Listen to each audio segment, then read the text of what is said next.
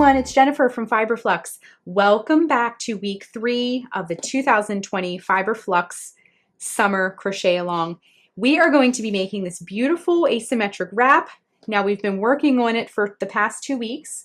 And week 3, we are going to be learning how to do the finish work part, and I'm going to show you how to just make a quick little tassel. If you have some yarn scraps, you can sort of like punctuate it at the bottom there with some of the purple or whatever color you're using. We made the wrap, or learned how to make the wrap rather, last week by starting at the bottom and working all the way up with our yarn cake. All the colors are displaying on their own. But also I encouraged everyone to use scraps that you have. You can kind of use up different scraps and different colors that you have and make your own stripes if you like as well. So we're just going to kind of be wrapping up the project today and doing the finish work. Before we get started though, I wanted to just share that we have a Ravelry group and we have a Facebook group. So you can hop on over there. It's just for our crochet alongs, and you can see what everybody's making. Everybody likes to share off their work. You can see different colors people are using. You can ask questions. There's so many wonderful people in there that are willing to hop on and answer questions and things like that. So 2 wonderful communities you can join. The links are down below. And also, if you make this project, or some of you make multiple projects when we have crochet alongs, be sure and use the hashtag FiberFluxCal to share your work all across social media as well. So without further ado, let's get started and work on this beautiful wrap and finish it up today. I'm just working that last stitch of the row here, and our wrap is now complete. So I'm just going to grab my scissors, cut the yarn, leaving a little tail, and I went as far as I could. I can't really work another row, so I just have a little handful of yarn here. I'm going to grab my tapestry needle, and then what we're going to do is fasten off, wrap the yarn around the hook, bring it through the loop, and then with our tapestry needle, I'm just going to thread it up. And when we weave this end in, you'll want to stay, now if the plies come apart a little, just give it a twist. But if you want to keep it nice and neat looking, you'll want to weave this in in one direction and stay in the purple or whatever color you're using if you have a purple tail. Go in one direction, come back in the other direction to help lock that into place. Just like that. And then we're going to give it a little snip.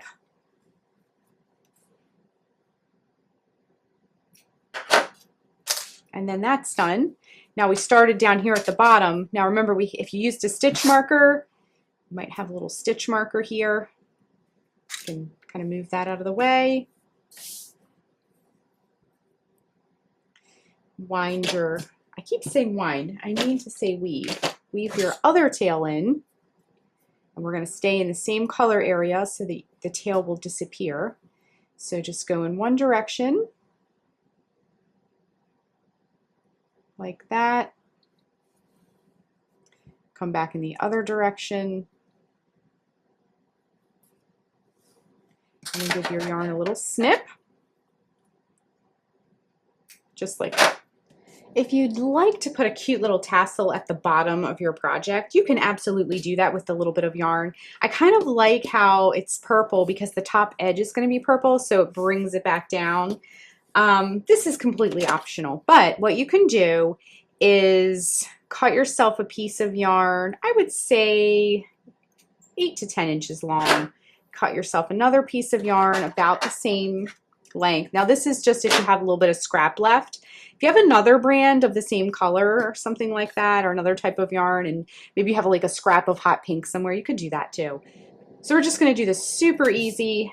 Let a piece hang down the front of your hand, and you're going to go around all 4 fingers. So I have enough to just make kind of a skinny little tassel. So 1, 2, 3, 4, 5, 6, 7, 8, 9, 10, 11, 12, 13, 14, 15, 16, 17, 18, and 19-ish. I mean, you might have a little bit more yarn, a little less yarn. The more wraps you do around your hand, the fuller your tassel is going to be. But this will be just fine. And again, totally optional. I'm just using the last little bit of scrap. So I took the bundle off my hand and see it's making a big loop. And then I'm going to grab one of the strands of yarn and I'm just going to tie the top really, really snug on the top there. Take your other strand of yarn, lay it out onto your table. We're just going to smooth everything out and tie it in that upper part of the tassel. And then we're just going to take our yarn and tie it tight around the top and do another knot in that. Now, whenever you do a tassel, let me grab my tapestry needle here. You have this inevitable little piece of yarn that kind of hooks up. We want to tuck that back in. So thread your tapestry needle with that strand and then just go up under the band and that'll just tuck that back down. Okay. Now grab your scissors and all we're going to do is cut these loops out. Kind of comb everything down. Give it a snip. Just like that, okay? Just get everything nice and even. Shake out those crumbs. Let me just zoom in so you can see. Now grab your little point here. This is where we began.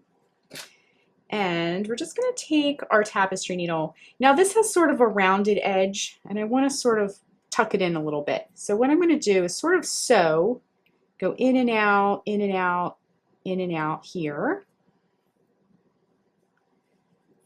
Just sort of pull it up.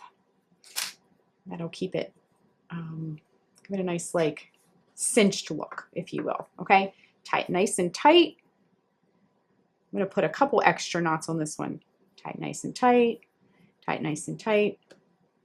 Whenever you're wearing something, you wanna just make sure things are secure because when you throw things around your neck and such, it has a lot of movement and that can cause things to come apart sometimes. So I'm just gonna take these two ends here and I'm gonna go down through the center of my tassel and pull. Give it a snip. Do the same thing for the other side. Thread it up. Go down in there. Make sure it's secure and give it a snip.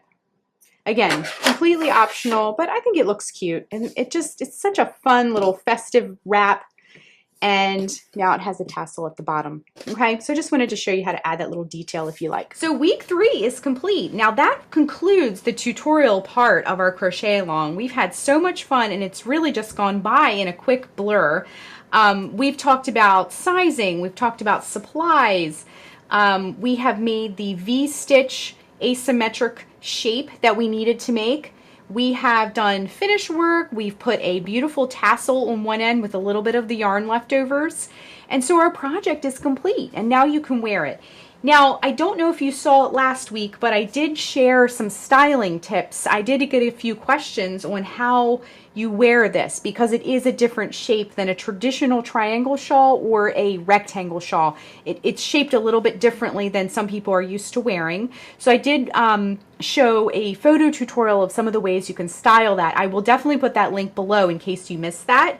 Now, next week is going to be the big reveal. And I know you have all seen many different views of this shawl, but I always like to do a big reveal post on the blog because I like to have all the tutorials parked in one place and I like to have the full photo collection of the piece so you can have it all in one spot if you ever want to come back and make this again. It just makes it a lot easier than going for this post for week 2 and this post for week 1. Now as we're making it, that's really fun to have it piece by piece, but at the end I like to put it into one big post so you have it and you can come back to. A lot of you remake these projects over and over and this is a wonderful project as we head into gift giving season later on this winter and fall.